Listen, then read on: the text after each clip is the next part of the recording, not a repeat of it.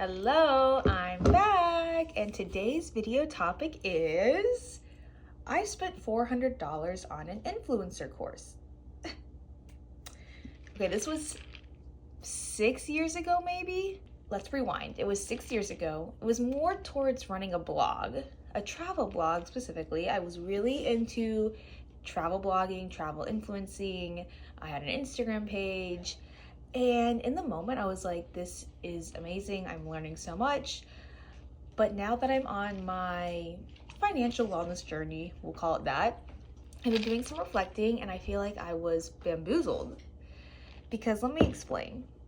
The influencer I was following who was selling this course, she got into travel influencing probably in like 2014. It was a lot easier to get into the influencer space because it was way less saturated. So she sold this course and I believe people really did have success from it. But the issue with the course was, I think it was like $400, but once you're in the course, you have to buy more things, not from her, but from other people. Like set up this mailing list and do it through this platform and do it through this platform and do this.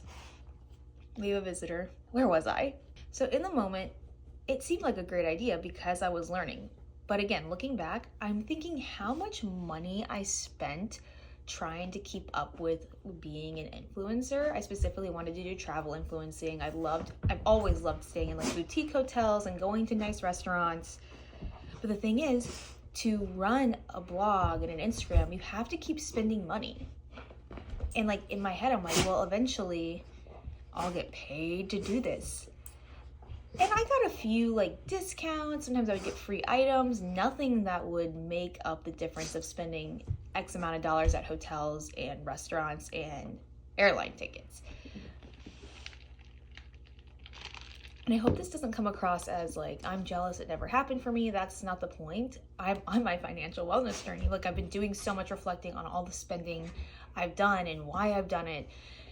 And I just look back. So, okay, this is what I'm gonna say. So here's what isn't sitting right with me on this. So I'm spending money on this course. I'm spending more money for all these different services to run the blog. And then I'm spending more money to produce the content for this blog.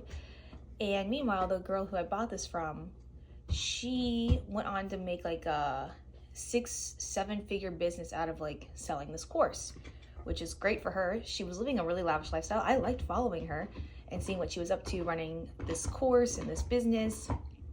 But now fast forward to like Instagram's kind of like not what it used to be. She's gotten rid of her course. She no longer runs that business. And I think it's because people aren't chasing that as their goal anymore. Maybe this is just all my like speculation and why I've been reflecting like on how much money I've spent.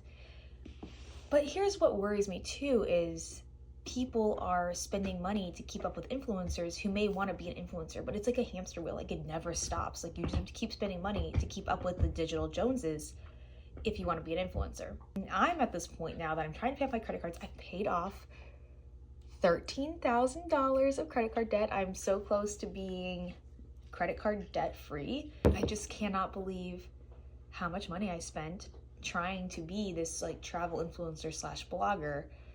And I look back thinking, wow, what if I would have invested that money? Wow, what if I would have put that in my 401k? And you live and you learn, ha ha ha. And that's where I'm at right now. It's fine. And I also enjoyed it at the time. I was enjoying it. I was learning about photography. I was learning about photo editing. I was learning about social media. I was learning a lot and I enjoyed doing it. So I don't want that to be taken away from that, but it's just like, I feel like I was bamboozled by buying this course and just spending more and more money to keep the wheels going. And I think I could have enjoyed some of my trips more if I wasn't like trying to photograph them all the time and video them. And I see people today, and again, I don't want this to sound like I'm jealous because I'm really not. But like I see people out like videoing everything they're eating at the restaurants, and I think back to when I was doing that, and like I just feel like it took me out of the moment, and I've like not been doing that like I used to. Every now and then I still take a picture of like a really pretty dish I got, but it's so much work. So like when you're on a date or out with your friends, like it is so much work to be like, okay, let me take this and let me do this, and let me do this, and let me go edit it. And it's like actually like a grind. Like you're just doing the same thing over and over. And I'm just glad I found my way out of that, I think. I think that's the point of this. I found my way out of that lifestyle, and it's been much more fulfilling for me, at least. I have different goals I'm working towards. Back then I was like, I have a goal to reach 3,000 Instagram followers. Now I have goals to like pay off my credit card debt. Let's pay off our car. Let's get rid of our student loans. Let's learn how to live within our means. Let's learn how to do things that are free and be outside more and spend time with our friends and family more. Have our friends over. Let's go to our friends' houses. Like, we don't have to go to the nice restaurants right now. I want to, don't get me wrong, but it's just a different phase of life and I'm enjoying it. And yeah, anyways, if you're on your financial wellness journey, hang in there. I'm right there with you. And yeah, sometimes it's a little boring, but we're gonna come out on the other side and it's gonna be amazing. Bye.